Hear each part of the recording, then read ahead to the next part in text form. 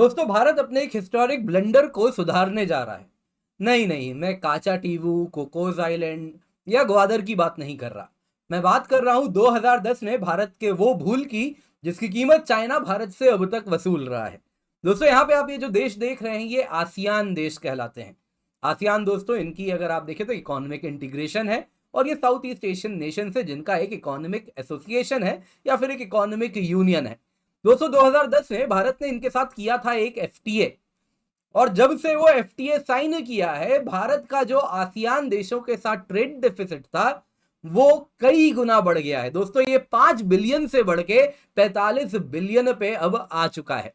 और दोस्तों, इसके पीछे ये ट्रेड डील था, क्योंकि इस ट्रेड डील में इस प्रकार के कुछ कुछ अगर आप देखें तो हमने कंडीशंस रखवाए थे जो कि भारत को फेवर करने के बजाय आसियान को फेवर किए। पर दोस्तों, आप सोचेंगे मैंने चाइना की यहां पे बात क्यों की, चाइना कैसे वसूल रहा है। देखिए दोस्तों, हुआ यूं है कि चाइना ने भी आसियान के साथ एक एफटीए करके रखा है जिस वजह से चाइनीज सामान आसियान पहुंचते हैं और वो सारे सामान आसियान का ठप्पा लगा के भारत के इकोनॉमी में घुस रहे हैं। दोस्तों, ये ऐसे वैसे नहीं है, कई सामान है। आप देख सकते हैं चाइनीज फर्म एफटीए लूपहोल्स को एक्सप्लॉइट कर रहे हैं और चीप सोलर मॉड्यूल्स भारत में भेज रहे हैं। ये बिल्कुल लेटेस्ट न्यूज है। वैसे ही अगर आप देखें तो इंडिया इनकी स्क्रूटिनी बढ़ा चुका है। इलेक्ट्रॉनिक गुड्स, चाइना का सामान आसियान में घुसता है और आसियान में आसियान का स्टैंप लगा के भारत आ जाता है। दोस्तों, इस प्रकार से अगर आप ट्रेड डेफिसिट की बात करें तो यहां पे आप देख सकते हैं जो स्टार्टिंग में इंडिया का ट्रेड डेफिसिट 2010-11 में आप देख सकते हैं ये कुछ इंडिया का एक्सपोर्ट जो था वो 25 बिलियन था और वहीं अगर आप देखें तो इंडिया का इंपोर्ट 30 बिलियन था। यानी कि ट्रेड डेफिसिट 5 बिलियन हुआ करता था 2010-11 में। 2022-23 में ये ट्रेड डेफिसिट बढ़ के 43.6 बिलियन हो चुका है। आप देख सकते हैं 2010-11 में जो एक्सपोर्ट था वो 25 बिलियन से बढ़ के डबल भी नहीं हुआ, वो 2022-23 आते आते केवल 1.7 टाइम्स बढ़ के 44 बिलियन हुआ। वहीं जो इंडिया का इंपोर्ट है वो लगभग 3 गुना हो गया, 30 बिलियन से बढ़ के करीबन 90 बिलियन पहुंच चुका है। दोस्तों, यहां पे अगर आप देखें तो ये क्लियरली दिख रहा है कि आसियान देशों को इस एफटीए का बहुत ज्यादा फायदा हुआ और इसमें आप देख सकते हैं साल दर साल हम देखते जा रहे हैं जो इंडिया का ट्रेड डेफिसिट है वो आसियान के साथ बढ़ता जा रहा है। अब इसमें दोस्तों अगर आप देखें तो प्रॉब्लम सिर्फ और सिर्फ आसियान तक सीमित नहीं है। आसियान बस और बस एक कॉन्ड्यूट बन गया है जहां से कई चाइनीज गुड्स हैं जो आसियान का स्टैंप लगवाते हैं भारत पहुंचते हैं। कई वियतनाम में ऐसे शेल कंपनीज ऑपरेट करते हैं जो इसका काम ही यही है, चाइना से सामान वियतनाम पहुंचता है और वियतनाम की कंपनी के नाम पे पैकेजिंग होती है और फिर वही सामान भारत आ जाता है। दोस्तों, ये क्या है पूरी कहानी, उस पर चर्चा करेंगे। प्रॉब्लम तो आपको मैंने लगभग बता दिया, अब इसका क्या भारत सोल्यूशन निकालने जा रहा है इस पर भी चर्चा करेंगे। पर इससे पहले आगे बढ़े, आप लोगों से अनुरोध है, आप हमें अलग अलग सोशल मीडिया हैंडल्स पर फॉलो कर सकते हैं। हमारा भारत संवाद 11 हैंडल का नाम है, नीचे डिस्क्रिप्शन बॉक्स में आपको लिंक मिल जाएगा और वीडियो को लाइक कर दीजिए, अलग अलग ग्रुप्स में शेयर कर दीजिए, भारत संवाद को सब्सक्राइब अवश्य कर लें, बेल आइकन दबा दें इस प्रकार के वीडियोस के लिए। तो न्यूज में क्या है, देखिए दोस्तों, न्यूज में यही है कि जो आसियान कंट्रीज से इंपोर्ट से ये हर साल बढ़ता जा रहा है। पिछले साल की तुलना में इस साल भी ये और ज्यादा बढ़ गया है। इंडिया का एक्सपोर्ट भी बढ़ा है आसियान को, लेकिन जैसा मैंने आपको बताया वो उस अनुपात में नहीं बढ़ा जिस अनुपात में इंपोर्ट्स बढ़े हैं। जो ट्रेड डेफिसिट है वो तेजी से बढ़ता जा रहा है। और इसके बाद ASEAN India trade in goods agreement जो हमने 2010 में साइन किया था वो अब रिव्यू करना है। दोनों ही साइड आसियान और इंडिया 2025 का डेडलाइन रखे हैं जब तक हमको ये रिव्यू करना है, क्योंकि इंडिया का कहना साफ है ट्रेड सस्टेनेबल होना चाहिए, ऐसा वन साइडेड ट्रेड नहीं चलेगा। इसके सिवा जो थर्ड स्टेट पार्टीज हैं, इन शॉर्ट चाइना जो है वो एक्सप्लॉइट ना कर सके, आसियान कॉन्ड्यूट ना बने चाइनीज सामान के एंट्री के लिए भारत में। तो इसके लिए मिनिस्ट्री ऑफ कॉमर्स अलग अलग जितने भी स्टेक होल्डर्स हैं जो आसियान में एक्सपोर्टर्स हैं, जो आसियान से सामान लाते हैं, इंपोर्टर्स हैं, उन सब से अलग अलग इनपुट्स इकट्ठा कर रही है जिसके आधार पे आसियान के साथ हमारा जो अग्रीमेंट है AITIGA, ASEAN India trade in goods agreement, इसको रिव्यू किया जाएगा। दोस्तों, हुआ क्या ना, जब से हमने 2010 में ये साइन किया 2014 में सरकार बदलती है और 2015 में नहीं, 2015 आते आते यानी 5 साल होते होते इस एफटीए के, आपको मालूम है, सरकार कहती है कि भाई ये कौन सा आपने एफटीए साइन किया है, इससे तो भारत की अर्थव्यवस्था को कोई लीच बन के केवल और केवल खींच रहा है इससे। तो इसके बाद हम कहते हैं कि हमें इसको रिव्यू करवाना है। इंडियन एक्सपोर्ट पैटर्न्स, वो कहते हैं कि जो हमारा एक्सपोर्ट पैटर्न है भारत का, वो आसियान के इकोनॉमी के इंपोर्ट्स के अनुसार कॉम्प्लीमेंट नहीं करता, ओवरलैप नहीं करता, यानी हम जो एक्सपोर्ट करते हैं आसियान को खास वो नहीं चाहिए। तो आसियान इकोनॉमी अगर आप देखें तो ऑलरेडी 2010 की बात है, तब तक वो लिबरलाइज हो चुकी थी। अधिकतम आइटम्स में उनके यहाँ जो ड्यूटी लगता था इंपोर्ट करवाने पे वो ऑलरेडी कम था। वही चाइना की बात, भारत की बात करें तो भारत की अर्थव्यवस्था तब तक लिबरलाइज नहीं थी, अभी भी खास नहीं है। अभी भी हमारे यहाँ जो इंपोर्ट्स है उसमें हम काफी ज्यादा ड्यूटी रखते हैं अपनी इकोनॉमी को प्रोटेक्ट करने के लिए। तो इसलिए जब हमने आसियान के लिए छूट दिया, रियायत बरता इन एफटीएज में, तो हुआ यूं कि आसियान को काफी कुछ मिल गया भारत से, लेकिन भारत को ज्यादा कुछ नहीं मिला क्योंकि उनके यहाँ ऑलरेडी जो ड्यूटी स्ट्रक्चर था वो कम था। आसियान क्या करता है, बाकी इकोनॉमीज के जैसा नॉर्मल टैरिफ बैरियर नहीं, वो नॉन टैरिफ बैरियर लगाता है। यानी कह देगा क्वालिटी जी सामान का खराब है, या फिर वो कह देगा कि ना जी आपका यहाँ इतना इंपोर्ट कोटा है उसके ऊपर जा रहा है। तो कहीं ना कहीं इंडिया की इकोनॉमी को फायदा नहीं हुआ और 2015 से हमने डिमांड करना शुरू किया है कि अब इसको रिव्यू कीजिए। इसके सिवा सबसे बड़ा चैलेंज क्या है भारत के लिए कि जो चाइनीज प्रोडक्ट्स हैं वो आसियान का सहायता लेते हैं और उस एफटीए का सहायता उठा के भारत पहुंच जा रहे हैं। इंडियन इंपोर्टर्स क्या करते हैं, रूल ऑफ ओरिजिन नॉर्म को फॉलो नहीं करते और चीप चाइनीज इंपोर्ट्स आसियान लेकर के आ जाते हैं। रूल ऑफ ओरिजिन क्या होता है, कोई भी सामान है तो उस पर ठप्पा लगता है कि वो सामान कहां से आया।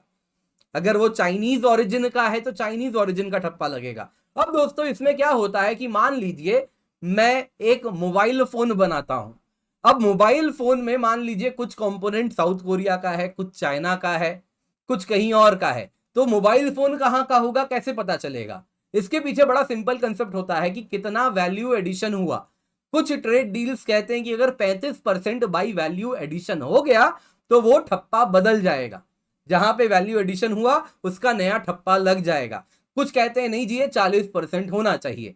वैसे ही भारत भी अगर क्रूड ऑयल रशिया से लाता है और फिर दुनिया को रिफाइन करके अगर बेचता है तो वो ऑयल रशियन है या इंडियन है, तो इंडिया साफ साफ यही कहता है ना कि देखिए इसमें वैल्यू एडिशन सिग्निफिकेंट हुआ है भारत में जब रिफाइनिंग हो गई है, तो इसलिए इस पे इंडिया का ठप्पा लगता है। ये पेट्रोल, ये डीजल, ये किरोसिन मेड इन इंडिया है, भले crude oil produced in Russia हुआ करता होगा। तो आई होप अब आप समझ पा रहे हैं। लेकिन यहां पे क्या हो रहा है आसियान के साथ, वो बिना वैल्यू एडिशन किए सिर्फ और सिर्फ अपना ठप्पा बदल दे रहे हैं, चाइनीज सामान एज इट इज थोड़ा बहुत बदल के इंडिया पहुंच जा रहा है। आप देख सकते हैं दोस्तों हुआ क्या है, आसियान खुद भी चाइना के द्वारा एक्सप्लॉइट किया जा रहा है। होता क्या है दोस्तों, ये देखिए 2009 में आसियान, ये जो आप रेखा देख रहे हैं ये आसियान का कितना एक्सपोर्ट है चाइना को, ग्रीन लाइन आप देख रहे हैं। ये जो ग्रे लाइन आप देख रहे हैं ये बता रहा है चाइना का आसियान को कितना एक्सपोर्ट है, ऊपर की रेखा बता रही है टोटल ट्रेड कितना है। आप अगर 2009 तक देखें तो आसियान भी चाइना को करीबन 100 बिलियन एक्सपोर्ट करता था, चाइना भी आसियान को 100 बिलियन एक्सपोर्ट करता था, ट्रेड डेफिसिट लगभग ना के बराबर था। फिर क्या होता है दोस्तों, 2010 में ASEAN China free trade agreement sign हो जाता है। 2011 आते आते आप देखिए लगभग वैसा ही रहता है, लेकिन उसके बाद चाइना का एक्सपोर्ट्स बढ़ना शुरू हो जाता है, आसियान का स्टैग्नेट कर जाता है। दोस्तों ये कहानी इसी प्रकार चलती रहती है। आप देख सकते हैं अगला ऐसा ही स्पाइक आता है 2020 में। 2020 में आरसीईपी साइन हो जाता है, regional comprehensive economic partnership between ASEAN and China. ये वही डील है जिसको इंडिया ने रिजेक्ट किया था और भारत में कुछ मीडिया वाले लोगों ने काफी, और कुछ लोगों ने भी काफी हो हल्ला मचाया था, अरे इंडिया की इकोनॉमी क्या होगा, आप इंटीग्रेट नहीं कर रहे अपने आप को, इकोनॉमी अर्थव्यवस्था ऐसे इंटीग्रेट किए बिना ग्लोबलाइज्ड इकोनॉमी कैसे चलेगी। देख लीजिए आसियान जैसे इकोनॉमी के साथ क्या हुआ है। आसियान जैसी जो कि एक्सपोर्ट ड्रिवन इकोनॉमी है, मैन्युफैक्चरिंग इकोनॉमी है, उसको चाइना और खोखला किया है जब से ये आरसीईपी साइन हुआ है। आप देख सकते हैं 2020 में किस प्रकार से चाइना का ट्रेड कितना तेजी से बढ़ा है, आसियान का भी बढ़ा, लेकिन चाइना में देखिए कैसा स्पाइक आया है। और उसके बाद हुआ क्या है, अब आसियान वो हब बन गया है जहां पे चाइना से सामान पहुंच रहा है और आसियान उसको दुनिया भर में खाली आसियान का ठप्पा लगा के बेच रहा है। तो इसी को दोस्तों क्या कहते हैं, राउंड ट्रिपिंग। तो चाइनीज गुड्स क्या कर रहे हैं, राउंड ट्रिपिंग कर रहे हैं, इस प्रकार के एफटीएस में लूपहोल निकाल निकाल के भारत के साथ भी कर रहे हैं, बाकी देशों के साथ भी कर रहे हैं। और इसमें अगर आप देखें तो आसियान जो कॉन्ड्यूट बना हुआ है सिर्फ चाइना के लिए ही नहीं है, चाइना के लिए, जापान के लिए, साउथ कोरिया के लिए, जिनके लिए हमने अपने इकोनॉमी में ड्यूटी स्ट्रक्चर थोड़ा हाई रखा है, वो देश भी क्या कर रहे हैं, वियतनाम में अलग अलग कंपनीज पकड़ते हैं जो डिफंक्ट कंपनीज है, ऐसे ही पड़ी हुई हैं, उनको पकड़ते हैं और वहां पे शेल कंपनी स्थापित करते हैं और वहां पे वो क्या करते हैं, उस कंपनी के नाम पे अपना सामान पहुंचाते हैं और उस कंपनी से वियतनाम से भारत एक्सपोर्ट करवा देते हैं। तो दोस्तों होता क्या है, सामान भले ओरिजिनली मेड इन चाइना था लेकिन उस पे वियतनाम के शेल कंपनी का ठप्पा लगता है और वो मेड इन वियतनाम बन के भारत आ जाता है इस एफटीए का फायदा उठा के। दोस्तों cheap Chinese mobile phones Malaysia से ऐसे ही आ रहे थे, वैसे ही solar panels Vietnam, Malaysia, Singapore से चाइनीज सोलर पैनल्स भारत को फ्लड कर रहे हैं। आज भी भारत में जो 60% सोलर पैनल इंपोर्ट हो रहा है वो इन आसियान इकोनॉमी से आ रहा है जो अधिकतम चाइनीज है। बस और बस ठप्पा बदला गया है इन देशों में। दोस्तों यहां पे आपको बताना चाहूंगा, आप देख सकते हैं इलेक्ट्रॉनिक इंपोर्ट्स पर हमने जो रिस्ट्रिक्शन लगा दिया है, इस वजह से आसियान जो कि मलेशिया हब बना हुआ था मेड इन चाइना फोन्स को पहुंचाने के लिए, उस पे अब रेगुलेशंस लगना स्टार्ट हुआ है। दोस्तों इंडिया क्या एक्सपोर्ट करता है आसियान को, ये बिल्कुल लेटेस्ट डेटा है, अप्रैल 23 से लेकर मार्च 2024 का निवेश सरकारी वेबसाइट है, उस पोर्टल से मैं लेकर के आया हूं। इंजीनियरिंग गुड्स 12 बिलियन का करता है, पेट्रोलियम प्रोडक्ट्स दुनिया को बेच रहा है, आसियान को भी बेच रहा है। बेसिकली रशियन क्रूड या अन्य देशों का क्रूड है, अपने रिफाइनरी में रिफाइन होता है और दुनिया को हम बेच रहे हैं। बाकी केमिकल्स है, उसी पेट्रोकेमिकल सेक्टर से निकला हुआ डिराइव्ड है, ये भी करीबन 4 बिलियन है। और फिर अगर आप देखें तो एग्रीकल्चर 1.8 बिलियन है, अदर्स 2 बिलियन है, ड्रग्स एंड फार्मास्यूटिकल 1.6 बिलियन है, जेम्स एंड ज्वेलरी 1.5 बिलियन है, इलेक्ट्रॉनिक गुड्स भी अब हम एक्सपोर्ट करने लगे हैं, 1.3 बिलियन हो गया है। दोस्तों वहीं इंडिया क्या इंपोर्ट करता है, इसका डेटा निवेश नहीं देता। मिनिस्ट्री ऑफ कॉमर्स में भी मैं जाके निकालना चाहा, उस वक्त साइट ठप था। तो यही मुझे मिला कि कौन कौन से ऐसे सेगमेंट्स हैं आसियान से जो इंडिया को सामान बेच रहा है, जो originally China, made in China है, जो बस टैग लगा के अपना भारत को दे रहा है।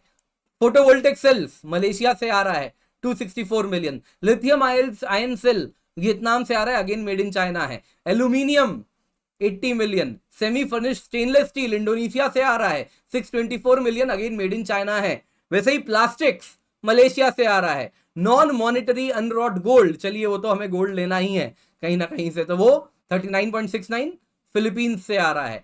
टेलीकॉम इक्विपमेंट सिंगापुर से आ रहा है, एसी पार्ट्स थाईलैंड से आ रहा है, इलेक्ट्रॉनिक इक्विपमेंट 601 मिलियन का आप देखें तो इंटीग्रेटेड सर्किट्स वगैरह सिंगापुर से आ रहा है। लैपटॉप पीसी 445 मिलियन का सिंगापुर से आ रहा है। दोस्तों ये वो प्रोडक्ट्स हैं जिनमें बहुत ज्यादा कुछ ग्रोथ हमको देखने मिल रहा है। आप देख सकते हैं यहां तक जितने भी हैं सब में 50% से ज्यादा ईयर ऑन ईयर ग्रोथ हुआ है। तो एक साल में कोई जादू की छड़ी तो नहीं घुमाई है ना, जो अचानक से मैन्युफैक्चरिंग इतनी बड़ी है। एसेंशियली ये सभी के सभी मोटा मोटी ऐसा लग रहा है कि चाइनीज सामान पुश किया जा रहा है भारत की ओर ठप्पा बदल के। तो दोस्तों इस प्रकार के कई गुड्स हैं जो चाइना एफटीए का इस्तेमाल करके हम तक पहुंचा रहा है और इसके खिलाफ हमें कुछ एक्शन लेना पड़ेगा। आप देख सकते हैं इसमें कुछ तो ऐसे हैं जो हम खुद भी बनाते ही हैं, हमारे यहाँ डंपिंग हो रही है, फिर वो स्टेनलेस स्टील हो, प्लास्टिक्स हो, टेलीकॉम इक्विपमेंट भी हम खुद बना रहे हैं। तो ये सब कहीं ना कहीं एसी पार्ट्स हमारे यहाँ खुद बन रहा है, लेकिन